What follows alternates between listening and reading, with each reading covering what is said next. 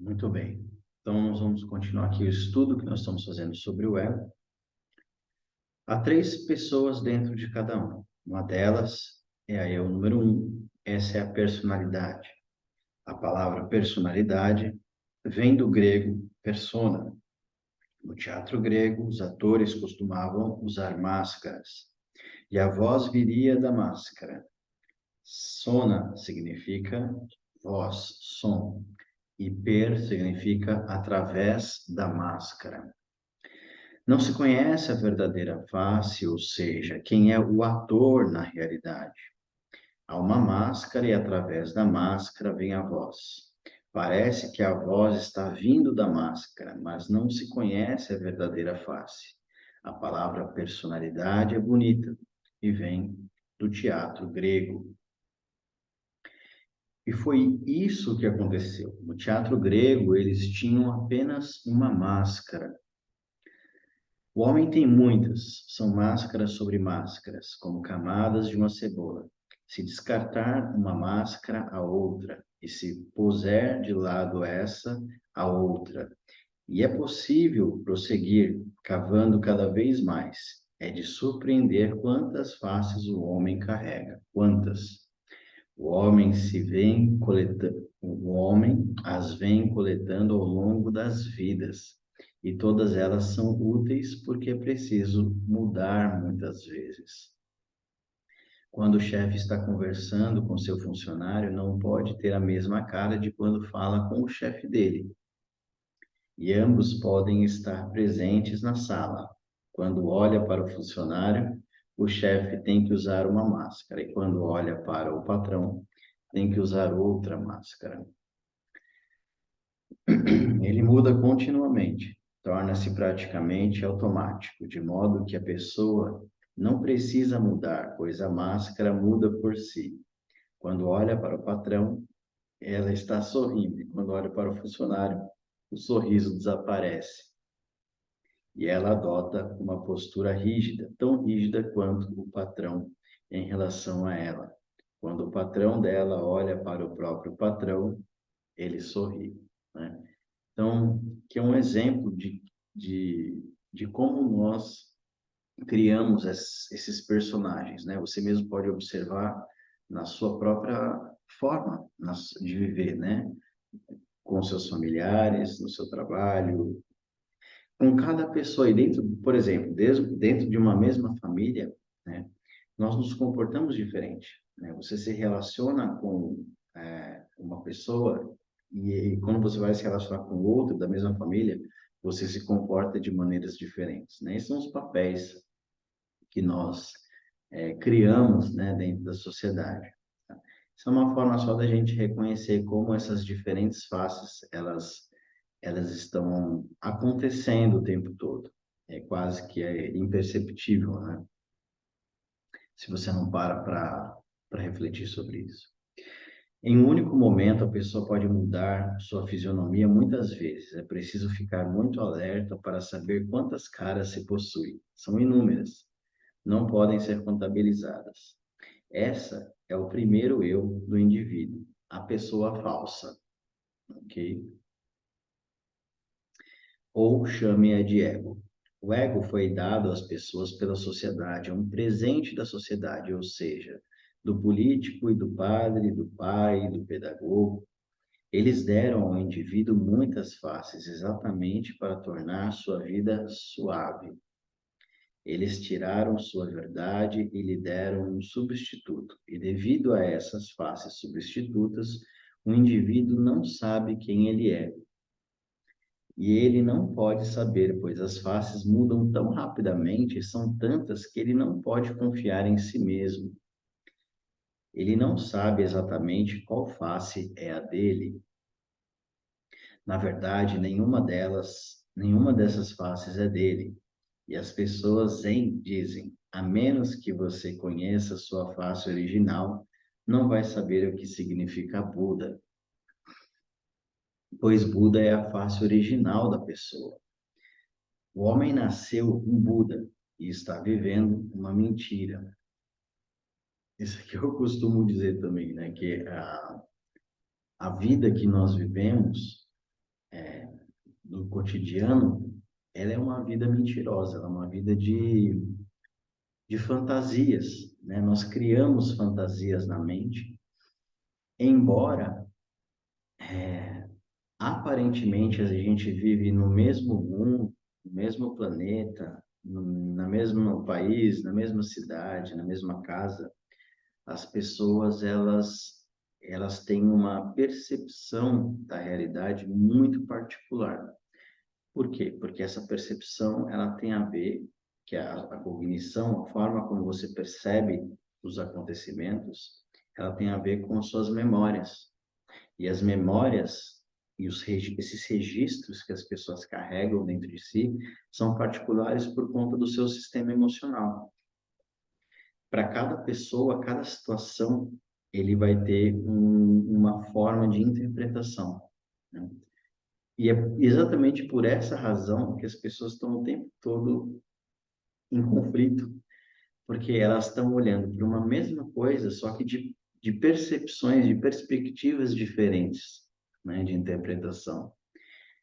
É muito fácil observar isso a partir do cenário político, né? Como as pessoas divergem e não se entendem justamente por isso. Elas olham para a mesma coisa, para as mesmas questões, para os mesmos problemas, só que elas não conseguem concordar entre si, pelo contrário, elas estão sempre em guerra, justamente porque a percepção de cada um é diferente e elas não conseguem perceber isso. Elas entendem que o outro tem uma percepção diferente, mas elas não aceitam. Elas não podem compreender que o outro, ele não consegue enxergar o que você vê, né? E é muito individual, né? Isso para tudo, para todas as coisas. Esse presente social tem que ser abandonado. Aqui ele está falando desse ego, né? Dessa máscara que a gente, desse eu não verdadeiro, desse eu falso. Esse presente social tem de ser abandonado. Esse é o significado de sânias, iniciação. Não importa se o indivíduo é cristão, hindu ou muçulmano. Essa face tem que ser abandonada, porque essa não é sua verdadeira face. Essa face lhe foi dada por muitos, e o indivíduo foi condicionado por ela. Nem sequer lhe perguntaram, nem sequer lhe foi solicitado. Foi-lhe imposta à força, de forma violenta. Todos os pais são violentos e todos os sistemas educacionais são violentos. Isso acontece porque eles não prestam atenção às crianças. Eles têm ideias pré-estabelecidas, já sabem o que é certo. E eles ensinam, entre aspas, o certo às crianças. O certo que eles acreditam, porque eles também aprenderam dessa maneira, né? E elas se contorcem, gritam por dentro, mas são indefesas, aqui as crianças, né? A criança é tão indefesa e tão delicada que pode ser moldada de qualquer forma. E é o que acontece, e é o que a sociedade faz. Antes que a criança fique bem forte, já está debilitada de várias maneiras, paralisada, envenenada. Envenenada no sentido de condicionada. Ela foi condicionada a esse padrão, né, do status quo, que é o que nós conhecemos, né, da sociedade, que é o que cria todo o sofrimento e todos os conflitos. O dia que alguém quiser tornar-se religioso, vai ter que abandonar todas as religiões. O dia que alguém quiser se relacionar com Deus, vai ter que descartar todas as ideologias sobre Deus. Isso aqui é muito curioso, porque as pessoas, elas acreditam numa ideia, elas não acreditam em Deus em si. Na verdade, a gente sempre está se relacionando com as ideias que nós criamos das coisas e nunca com as coisas em si. O princípio da meditação é justamente você abandonar as ideias, sair da mente e entrar no plano que a gente pode chamar de aqui e agora, que seria o estado de presença, né? E nesse estado de presença, eu costumo também trazer essa perspectiva, não existe pensamento. Porque Porque o pensamento ele só está atrelado ao passado e ao futuro. E veja que interessante. E é óbvio que é muito rápido. Nosso pensamento ele é mais rápido que a velocidade da luz, né? Mas se a gente for fazer uma breve reflexão sobre o pensamento, ou como a nossa mente funciona, no estado presente, agora, quando você está percebendo esse vídeo, essas minhas palavras, no instante em que você recebe as informações, esse é o momento presente. Nesse momento, você está só atento. Ou seja, a sua atenção está voltada para essa realidade e você recebe as informações dessa realidade. Num instante seguinte, que é muito rápido, quase que imperceptível se a gente não faz essa reflexão, já vem o pensamento. O que é o pensamento? O pensamento, ele é uma interpretação do momento presente. É muito rápido, é uma questão assim de milésimos de segundos, é extremamente rápido. Então, por exemplo, eu falo alguma coisa. No momento que eu falo essa coisa e você percebe o que eu falo, quando você recebe o que eu falo, é o momento presente. O momento seguinte, que é tão rápido, ele já é o momento que a sua mente vai criar uma interpretação, vai relacionar o que eu falo com uma memória. Isso já é viver no passado. Não estou dizendo que isso é bom ou ruim, só estou dizendo como esse aspecto da nossa existência funciona, como a nossa mente funciona. Tá? E quando nós estamos pensando no futuro, nós pegamos informações do passado e jogamos lá na frente. Ou seja, quando estamos pensando, nós nunca estamos no presente. Nós sempre estamos ou no passado ou no futuro, que é o passado também. Isso que é curioso, porque o futuro, que ainda não aconteceu, para que uma pessoa possa imaginar o futuro, ela com certeza vai imaginar algo que já está dentro do campo de memória dela. É muito raro, não estou dizendo que não possa existir, mas é raro alguém que consiga visualizar um futuro com informações as quais não tem registro no seu campo de memória. Tá? E aqui eu vou mais longe. Esse campo de memória, que seria a sua consciência, tem registros não só dessa vida, mas de vidas outras anteriores. Todo o conjunto de informações que você já acumulou até esse momento, que estão dentro do seu inconsciente. Tá? Então, o futuro nada mais é do que um passado que é projetado para frente. Tá? E a questão do tempo também ela é relativa ao determinado estado de consciência. Tá? Porque dentro desse padrão que nós estamos vivendo, chamada terceira dimensão, né? Planeta Terra, ok? Como nós o conhecemos, nessa estrutura de realidade, o tempo ele é relativo a essa realidade. Em outros estados de consciência, o tempo ele pode ter outras formas, vamos dizer assim, que quase que é incompreensível para nós aqui, porque a nossa mente está completamente imersa dentro dessa estrutura de realidade. Tá? Então, o que a gente consegue conceber é isso aqui que se apresenta. Então, só para fechar esse pensamento, dentro do estado de presença não há pensamento, que esse é o objetivo da meditação, a gente estar tão presente. Então, que seria um nome que se dá ultimamente, né, que é o mindfulness, que seria aquilo que nós conhecemos como atenção plena. A nossa atenção ela está tão plena no estado presente que ela não tem um ponto específico em que ela se coloca a atenção. Ela não está apegada, a nossa atenção não está direcionada a nada. Ela está completamente aberta e livre, né? E dentro desse estado não há julgamento. Aí está mais um código, né? Um código não é, pode ser um código que Jesus trouxe, né? É uma informação que não foi compreendida, né? Não julgueis, né? Isso todo mundo já ouviu falar, cansamos de dizer, mas nós de fato não sabemos o que isso significa. O não julgamento é simplesmente absorver uma informação sem criar qualquer tipo de história dentro da nossa mente em relação àquilo que é perceptível. É complicado, por quê? Porque a gente nunca foi ensinado a fazer isso, né? Quando as coisas acontecem, a gente está o tempo todo criando o julgamento. O que é o julgamento? É a classificação, é o pontuamento, né? Isso aconteceu por conta disso, é relacionar aquilo que aconteceu a uma memória. E por isso que nós chamamos isso de mente condicionada. Quando nós estamos funcionando a partir da nossa mente condicionada, não é possível estar no momento presente. Agora, aqui a questão não é eliminar a mente condicionada, é só ter o discernimento correto. Porque a mente condicionada, ela não é ruim, ela tem um papel, ela é útil dentro desse esquema de realidade, ela é necessária.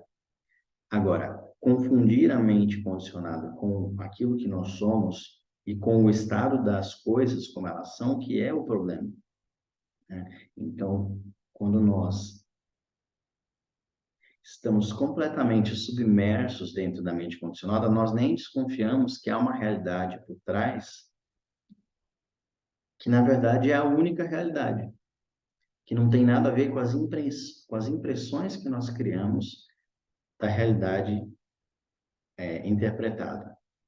Tá? E aí daí, e por que que eu estou falando isso? Porque é a partir daqui que acontecem os sofrimentos e os conflitos, de uma percepção equivocada, distorcida da realidade.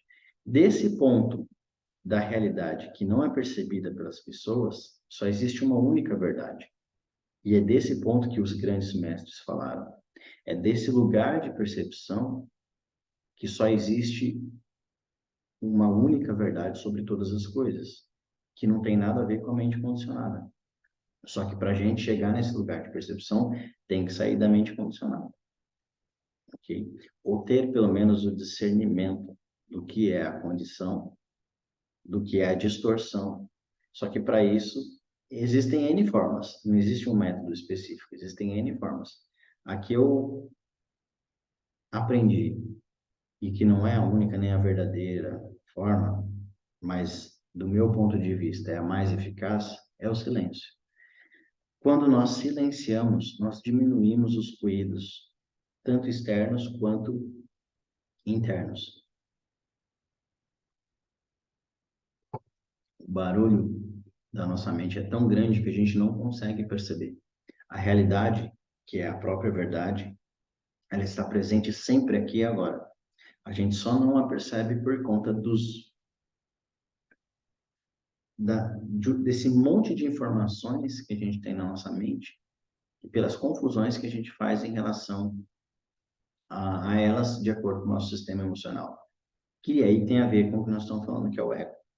Porque o ego é esse senso de individualidade que nós temos que se coloca sempre como vítima dentro do universo. As pessoas têm uma mania terrível de achar que elas são o centro do universo e que está tudo conspirando contra ou a favor delas. Mas enfim, vamos continuar. O dia que alguém quiser tornar-se religioso, vai ter que abandonar todas as religiões.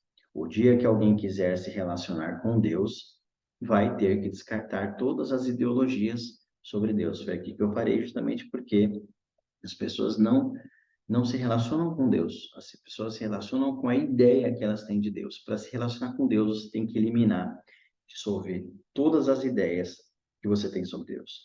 Ela fala assim, todas as ideias? Sim, todas as ideias. Mas eu gosto tanto, né, da religião X, Y, Z. Tudo bem, elas têm um papel. Tudo nesse universo que acontece, ele tem um lugar, ele tem um papel. Só que o que nós estamos falando aqui, ele é um lugar de transcendência. Para transcender a mente condicionada, em algum momento nós iremos ter que abandonar essas histórias, tá? Porque no fundo são só histórias. Elas existem dentro de um limite do contexto de como a realidade se apresenta. E é coisa que eu já falei no outro vídeo. Ela existe não só aqui nesse plano terreno, mas ela existe também dentro do campo astral, porque, né, a consciência não morre. Que morre é o corpo. Nós temos vários corpos, né? Mas esse corpo físico que morre. Quando você desencarna, a sua consciência continua a mesma, não muda, né? E por isso que o papel, o propósito nosso aqui é alcançar esse conhecimento, esse entendimento sobre a verdade, tá? E é por isso que é tão difícil. Por isso que a gente está aqui há muito tempo.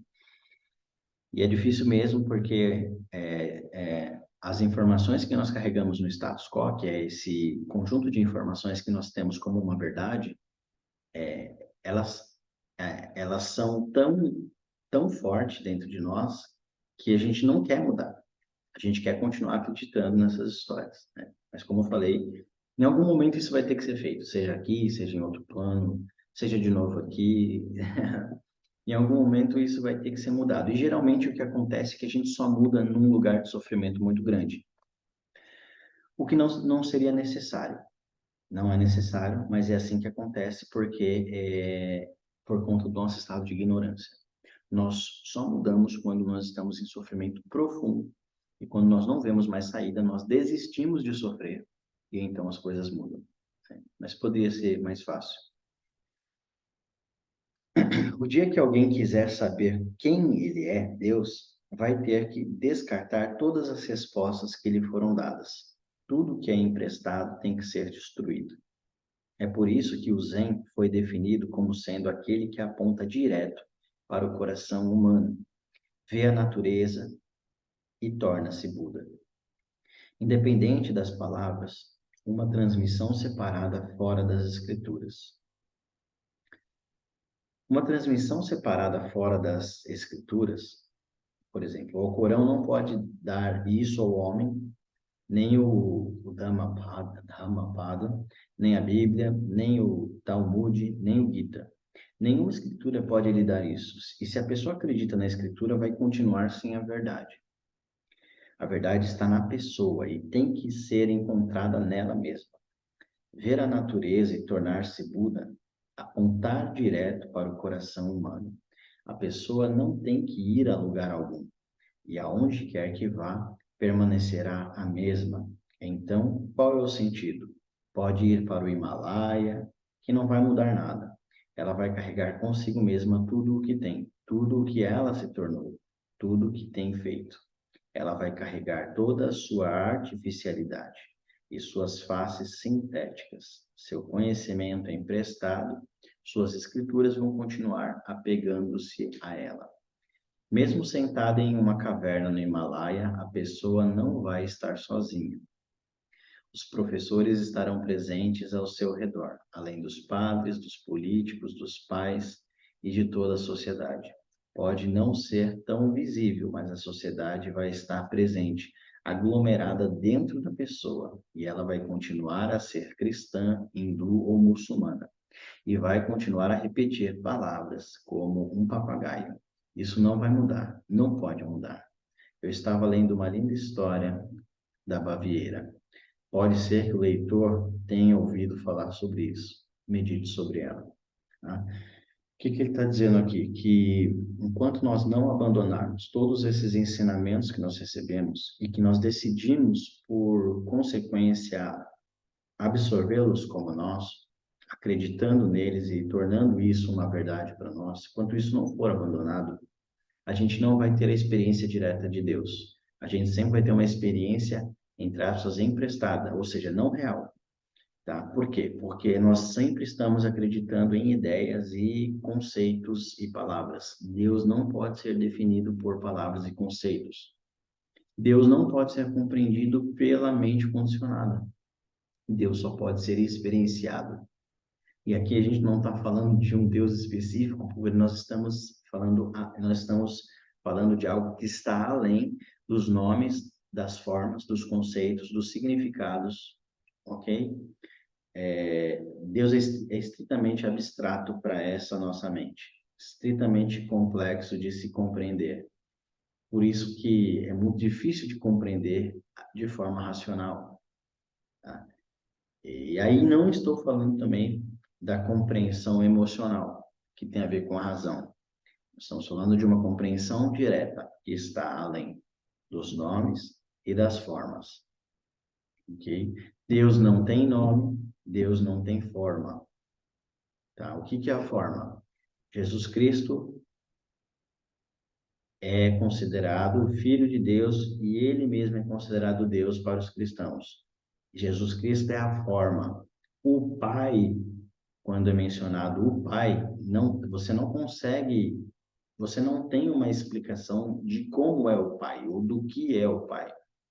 O que é o Pai?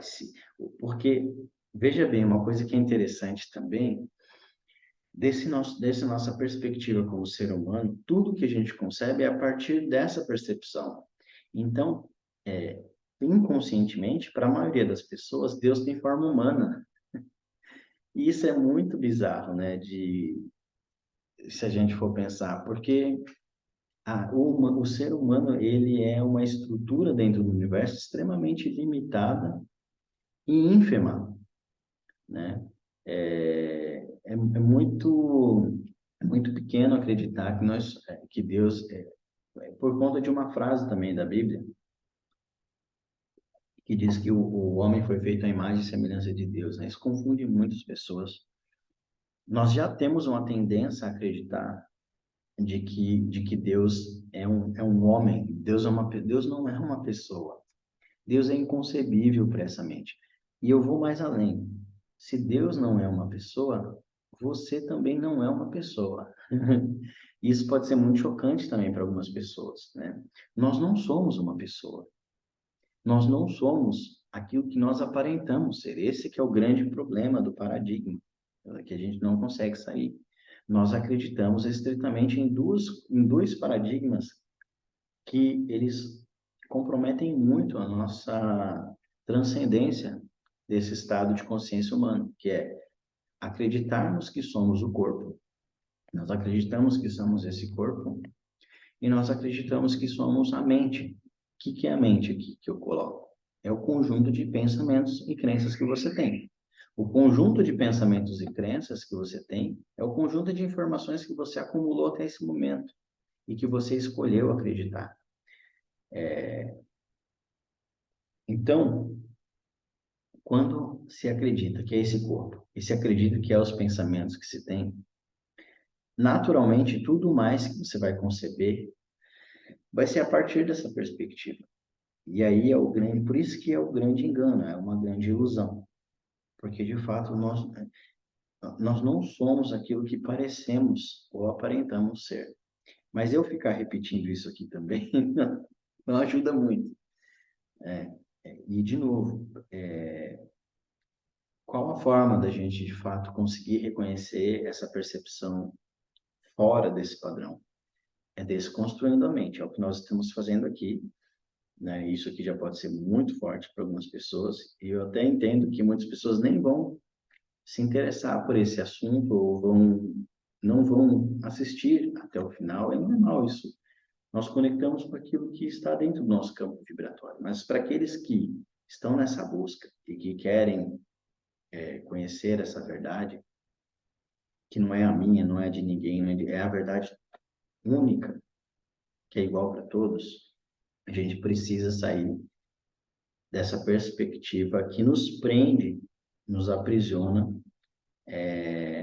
que é o status quo, né? Que é esse conjunto de crenças e pensamentos que não são reais. Tá? Assim como nós aqui no Brasil temos crenças específicas a essa cultura, pessoas que vivem, sei lá, na Oceania têm outras crenças, mas as crenças são limitadas a experiências pontuais e específicas. Elas não são uma verdade. Você pode escolher acreditar no que você quiser. E, de fato, esse aqui é o universo das infinitas possibilidades. Você pode ser e acreditar no que você quiser. Tem espaço para todo tipo de fantasia, tá? Desde aquelas que nós consideramos as mais comuns, né? Aqui ele cita, né, o cristão, o hindu e o muçulmano, né, que são as principais, né?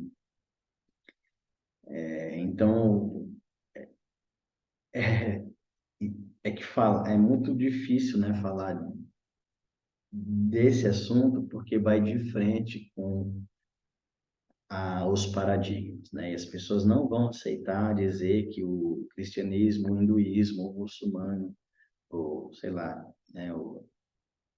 Esqueci como é que se fala, né? Mas que isso não é verdade, né?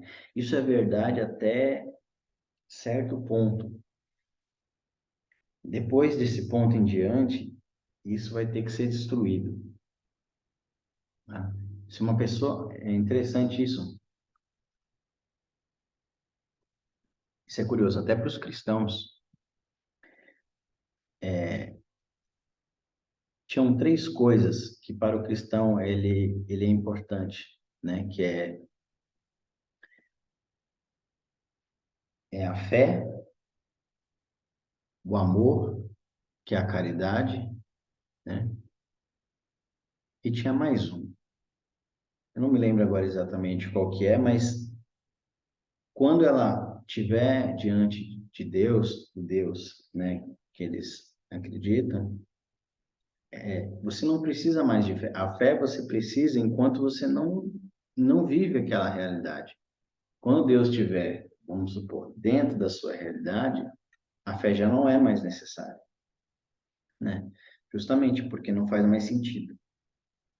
E é como, o que eu estou querendo dizer aqui é como que, na verdade, Deus já está presente aqui, né? É porque falar da palavra Deus, ela é muito confuso, porque a gente já tem um monte de conceitos criados sobre Deus, né? E só é possível perceber Deus aqui e agora quando a gente faz essa limpeza desses conceitos e crenças. Porque senão eu vou acreditar que Deus está aqui agora de acordo com as ideias. E Deus não é uma ideia. Deus é a única realidade, tá? Estamos filosofando um pouco aqui. A filosofia faz parte, desse campo de busca, porque é através, de um campo filosófico que nós vamos questionar os próprios pensamentos e crenças, né? E a gente só consegue superar esses pensamentos e crenças questionando eles, tá? Questionando a sua, a, as suas formas, né, que criamos dentro da nossa mente. Bom, vou parar por aqui para esse vídeo também não ficar tão longo. Eu coloquei vários adendos assim fora do texto, né, que eu estou lendo. E nos vemos aí no próximo vídeo. Valeu.